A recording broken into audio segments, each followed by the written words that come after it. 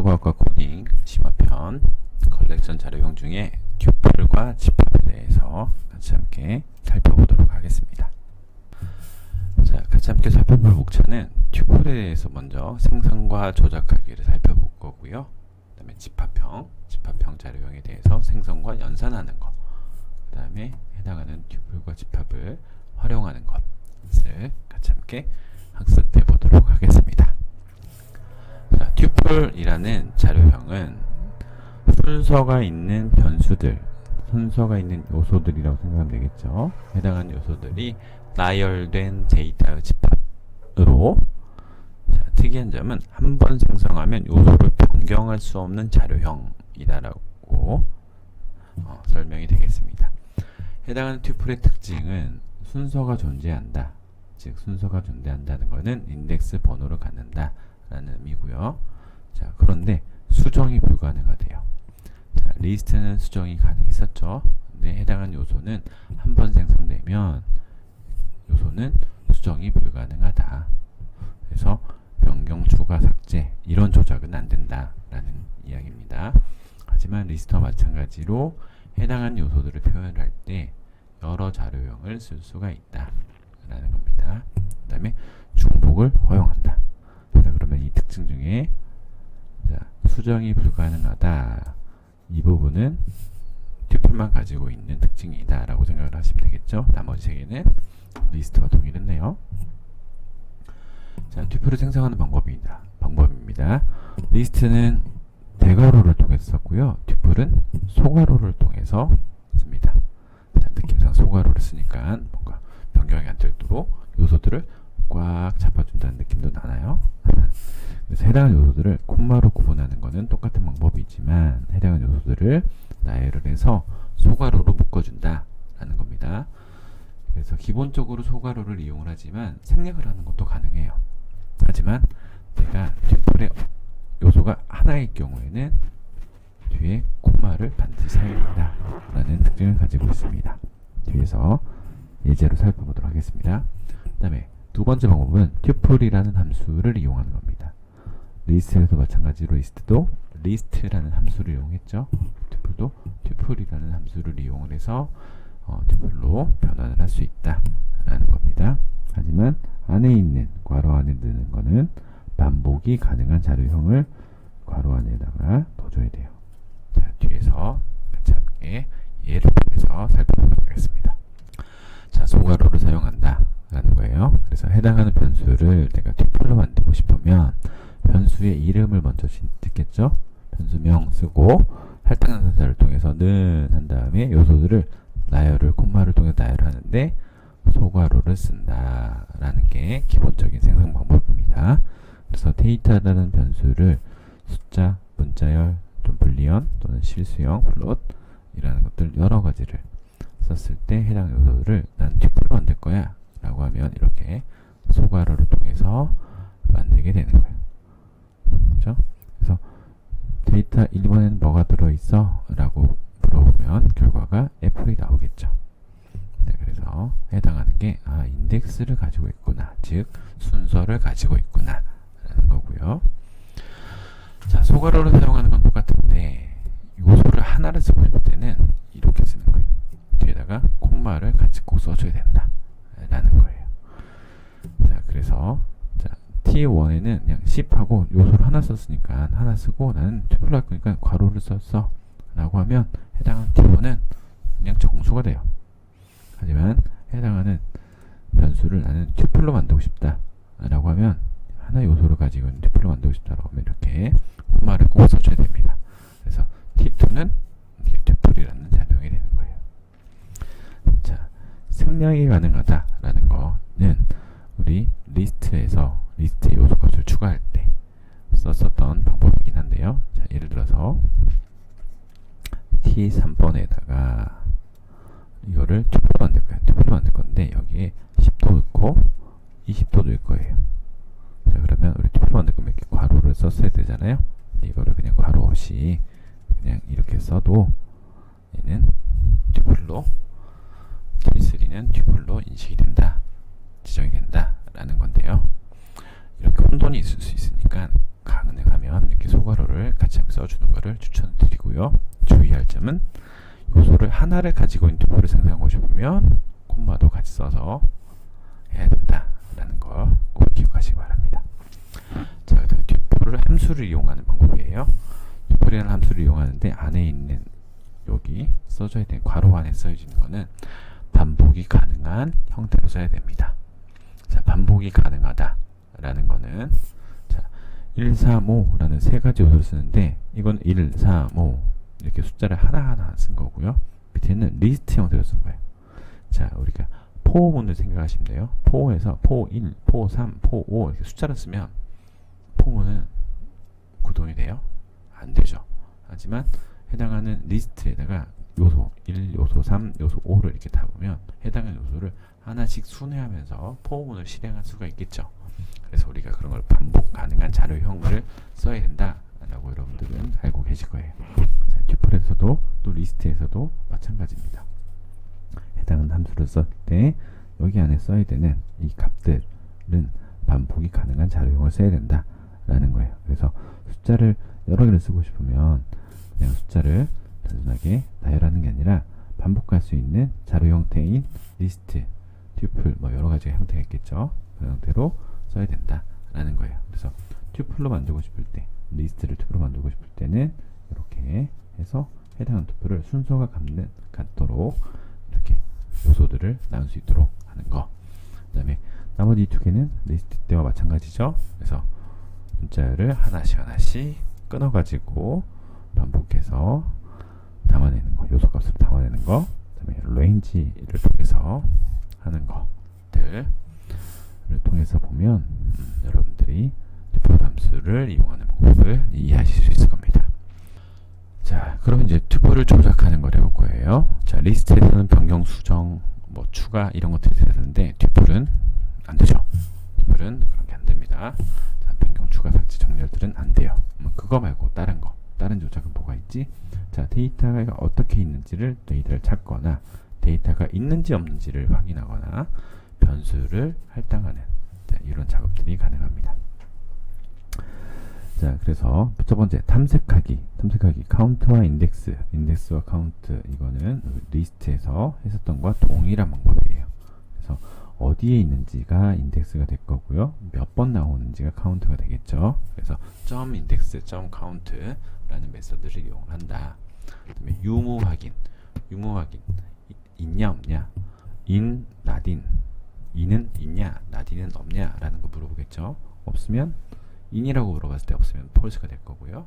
not in이라고 물어보면 없으면 그게 true가 되겠죠. 이렇게 참과 거짓으로 반환을 해주는 게 in과 not in이라는 연산자가 있습니다. 자, 그 다음에 튜플의 요소들을 바꿀 수는 없지만 그 요소들을 가지고 하나의 튜플을 묶는다거나 또는 분해해서 재할당하는 이런 것들이 가능합니다.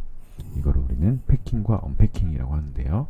자, 아까 말씀드렸던 괄호를 쓰고 거기 안에다가 요소값을 넣는 거, 그런 걸 꽉 묶어주는 느낌이 난다고 그랬죠. 그걸 우리 패킹이라고 하고요. 해당하는 걸 풀어헤쳐서 다시 주는 거, 해당하는 요소를 변경할 수는 없지만 요소들을 풀어헤쳐서 다른 개별 변수로 재할당하는 거, 그걸 우리 언패킹이라고 합니다. 그거는 튜플만 가능한 기능이 되겠어요. 자, 뒤에서 같이 함께 들어보도록 하겠습니다. 자, 먼저 탐색하기예요. 자, 과일 이름이 담아져 있는 튜플 형태. 자, 소괄호네요. 자, 그다음에 숫자로 되어 있는 num이라는 변수, 소괄호로 마찬가지로 묶여져 있죠. 그래서 인덱스와 카운트는 해당하는 요소가 어디에 있는지를 찾는 거예요. 그래서 인덱스 사과라고 하면 사과가 어디에 있지? 근데 사과가 여기도 있고 여기도 있네요. 두 개 나오네요. 두 번. 두 번 나오면 이거는 처음 위치인 0번이 이렇게 결과로 나오는 거예요.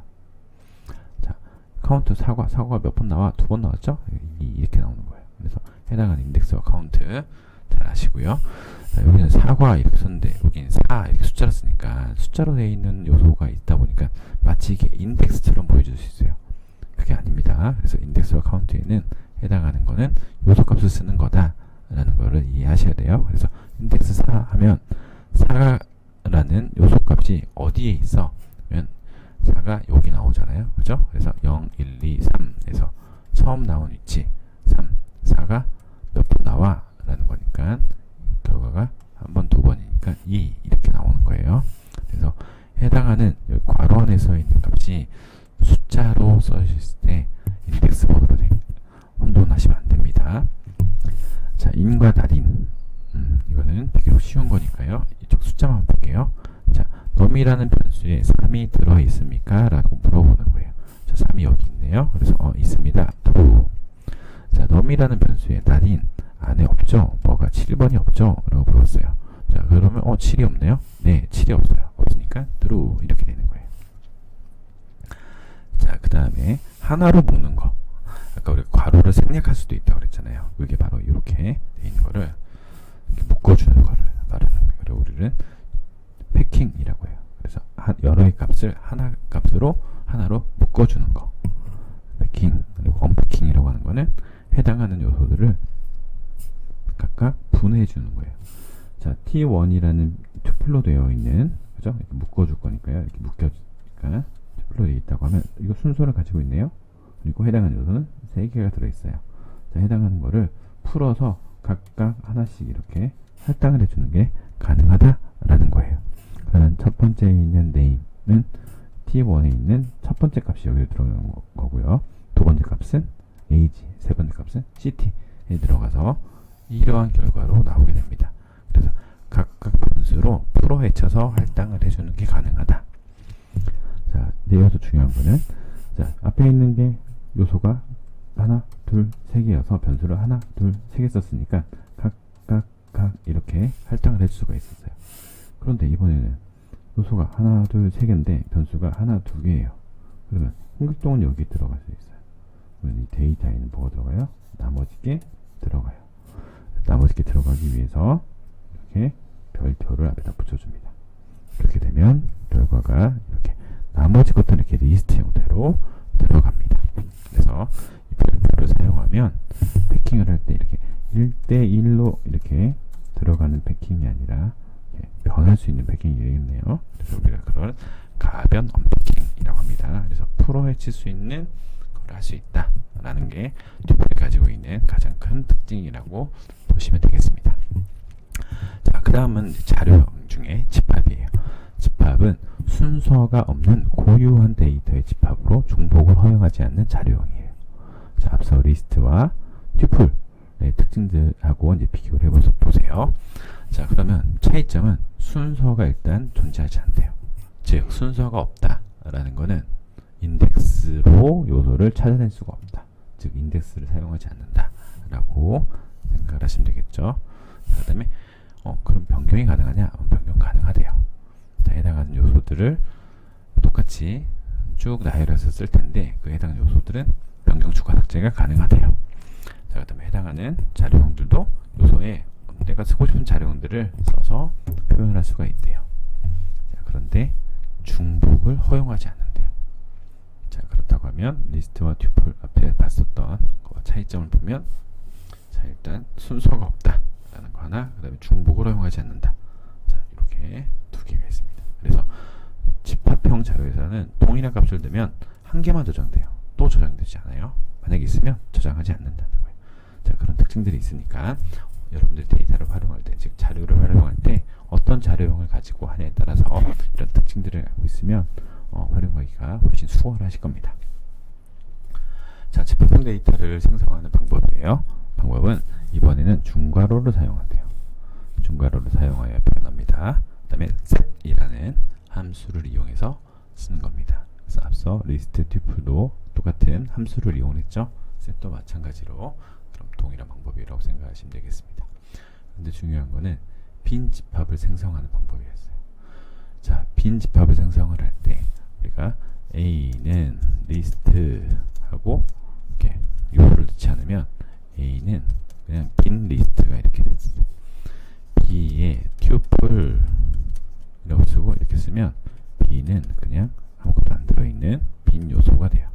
근데 C는 set하고 이렇게 쓰면 C는 이렇게 집합하게 되는데 우리는 이거 거꾸로 이렇게, 자, 이렇게만 지정을 해도 A는 이렇게 빈 리스트가 되고 B는 이렇게 빈 튜플이 돼요. 근데 C는 이렇게 쓰면 C는 튜플 집합이 되는 게 아니라 아니라 이건 딕셔너리가 돼요. 그래서 중괄호만 사용하는 경우에 딕셔너리로 생성이 되니까 내가 빈 집합형 자료를 만들고 싶으면 이렇게 함수를 통해서 만들어야 된다. 이게 주의할 점입니다. 그래서 다음 영상에서는 또 딕셔너리에 대해서 같이 학습을 하게 될 텐데 그때 또 살펴보도록 하겠습니다. 자, 생성하는 방법. 중괄호를 사용하는 방법이에요. 그래서 중괄호를 사용을 해서 요소들을 이렇게 나열을 한다. 뭘로 구분한다? 콤마로 이렇게 구분한다. 라는 거.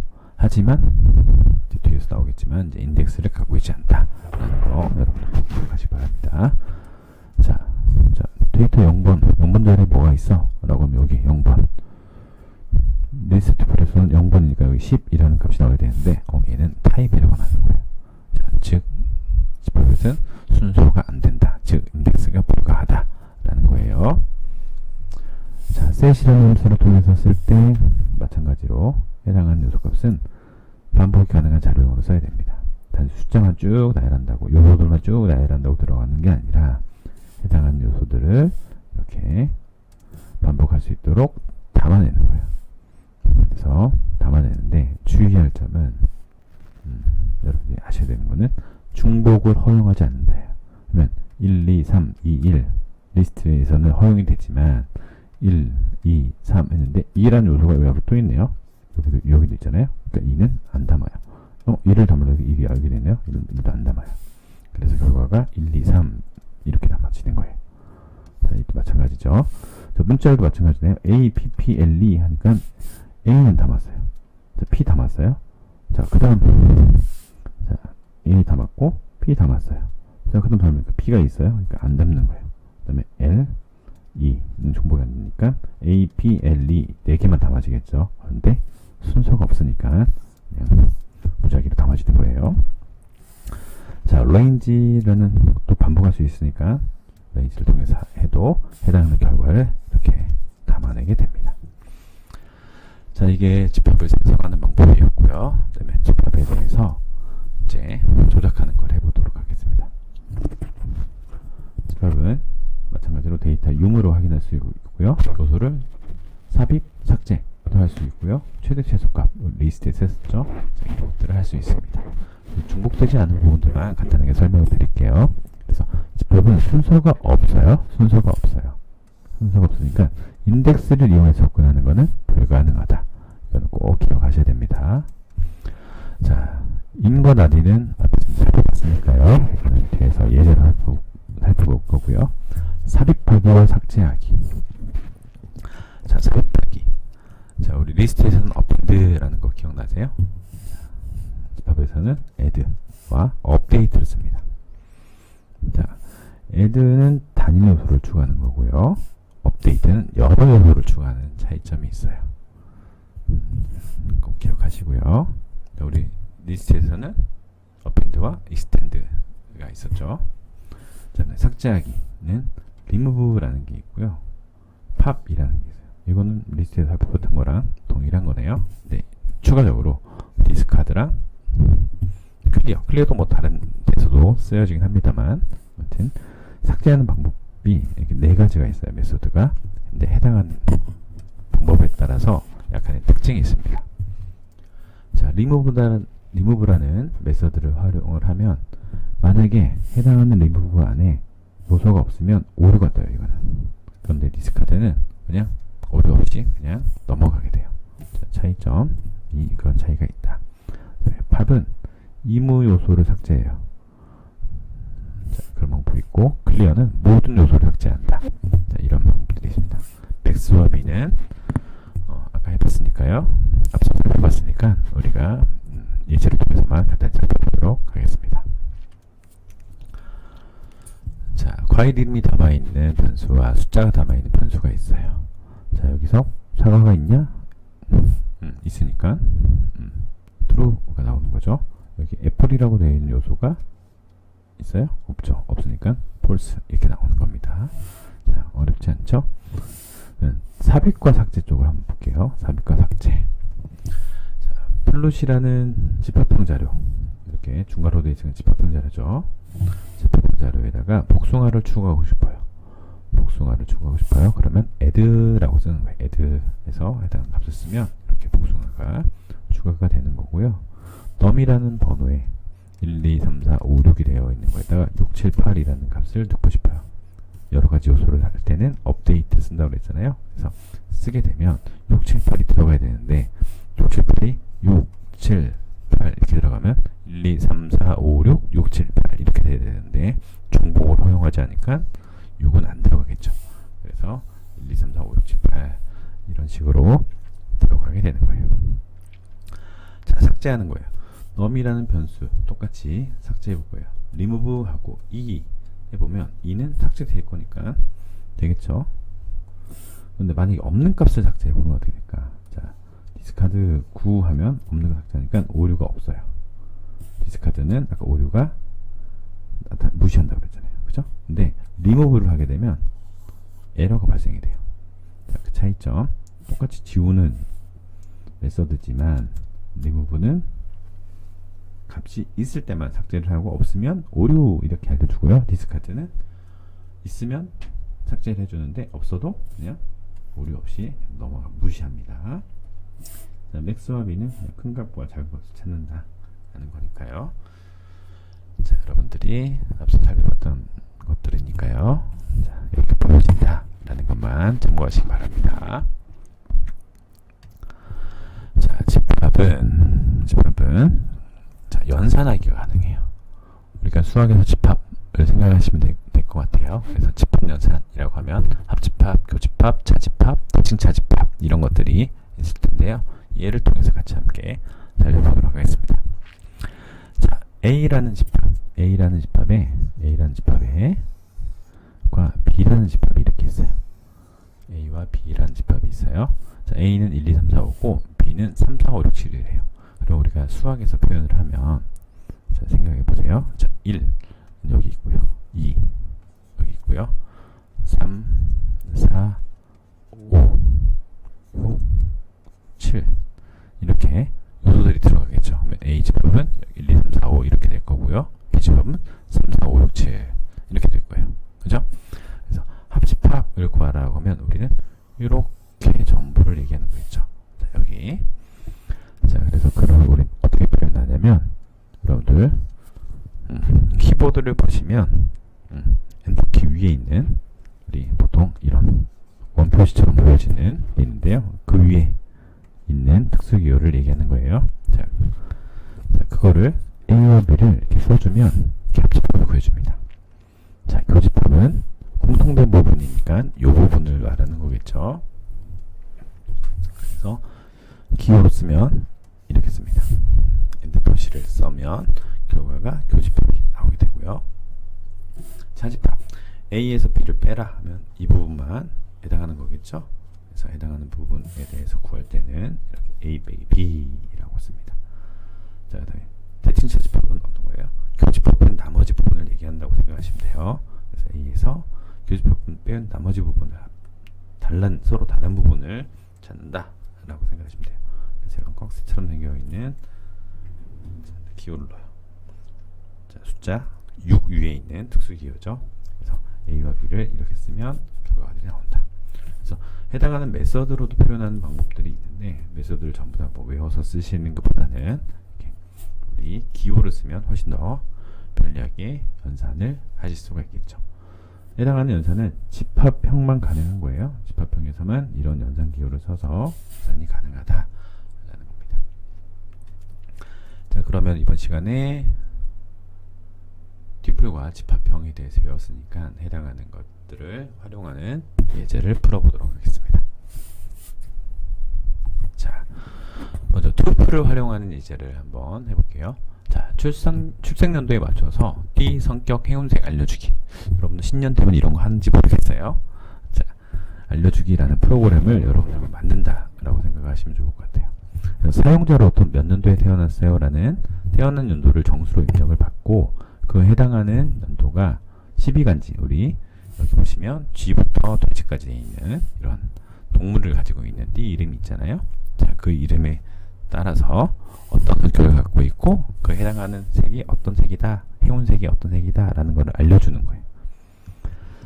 자, 그렇다 보면 이 12간지에 대한 정보, 이거는 그냥 제가 인터넷에서 찾아본 내용들을 그냥 쓴 건데요. 물론 이게 맞다 틀리다 이런 얘기는 아닙니다. 여러분들이 이제 참고하시고요.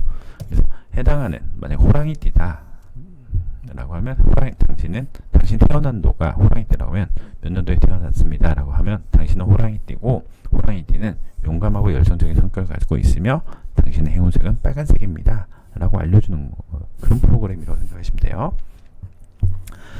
자, 그래서 해당하는 이 12간지 정보에 대한 거는 한번 설정이 되면 바꿀 수가 없겠죠. 그죠?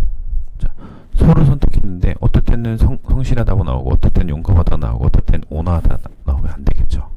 자, 그러면 이 해당하는 값들은 고정되어 있는 값이에요. 고정되어 있다, 데이터를 수정할 수 없다. 그리고 튜플이 어울리겠죠? 그래서 튜플을 한번 해보겠다는 거예요. 자, 그래서 문제들은 이렇게 되어 있고요. 그 다음에 튜플에 있는 언패킹을 이용해서 띠 이름 성격 행동을 각급 변수로 할당하세요 라는 거예요. 그래서 즉 연도값을 입력을 하면, 우리가 원하는 것은 사용자가 연도값을 입력을 하면 당신의 연도는 뱀띠이고 즉 해당하는 이거의 첫 번째 값이 되겠네요. 뱀이라는 거를 받겠죠. 그 다음에 성격이라는 걸 받아서 성격에 있는 값을 출력해주고, 행운색을 받아서 행운색을 출력해주고, 이렇게 된다는 거예요. 자, 문제가 이해되셨나요? 그러면 어떻게 보면 될지 잠깐 영상을 멈추고 생각을 해보신 다음에 다음 풀이 영상을 보시면 좋을 것 같습니다. 네, 그러면 여러분들이 충분히 구상을 하시고 풀었다는 생각을 하고 풀이 영상을 설명해 드릴게요.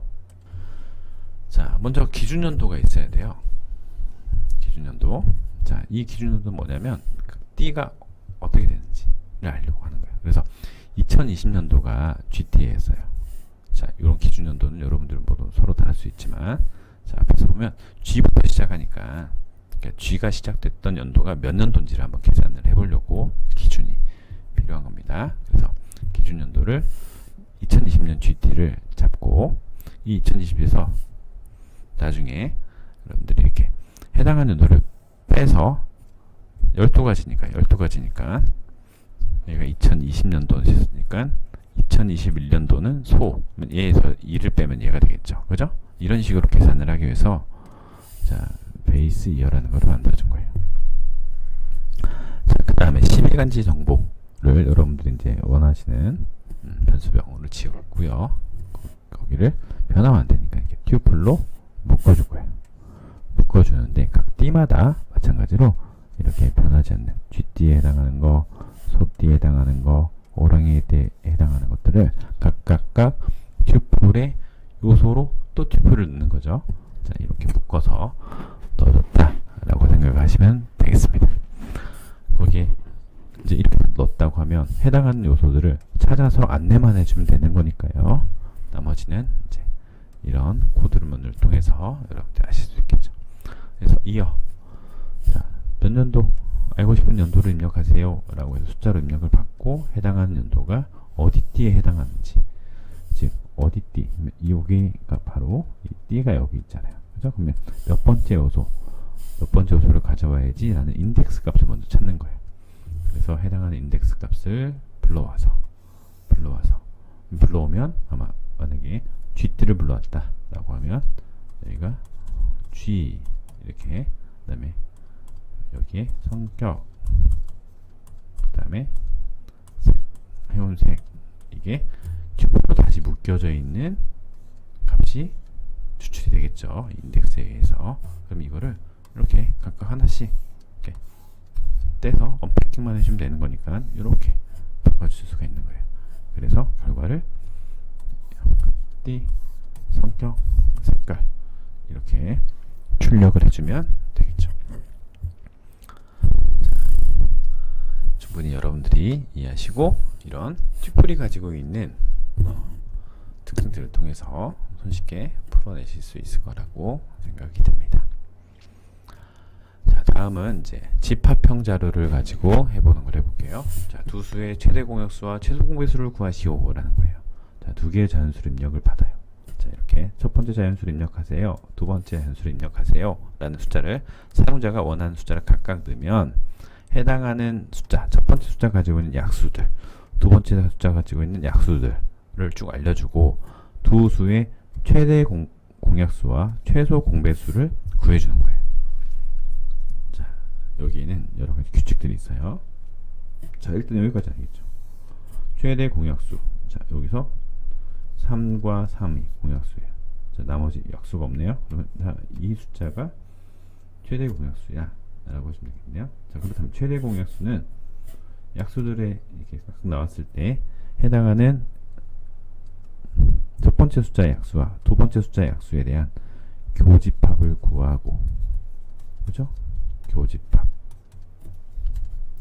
자, 교집합을 구해서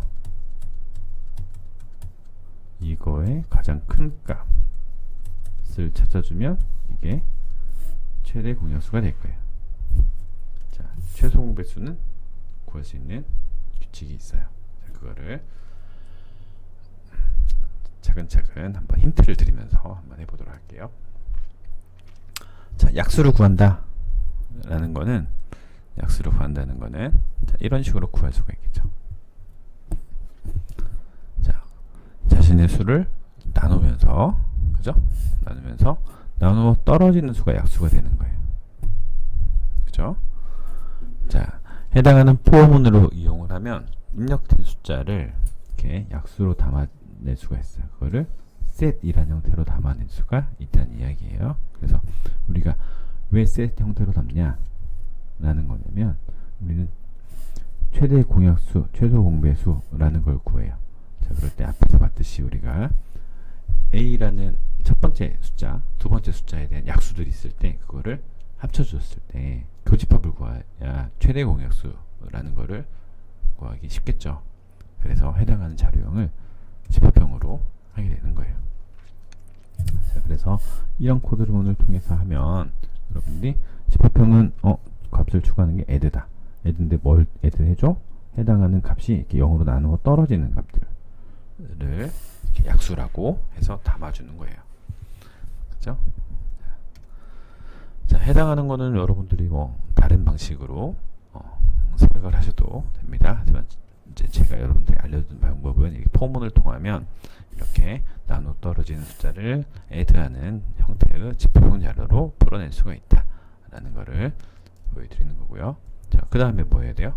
최대 공약수를 구하는 거예요. 최대 공약수는 아까 말씀드렸듯이 각각의 숫자에 지정된, 저장된 집합 형태의 그 약수들을 쭉 더한 다음에 그들의 교집합을 구한 다음에 제일 큰 수를 선택하면 되겠죠.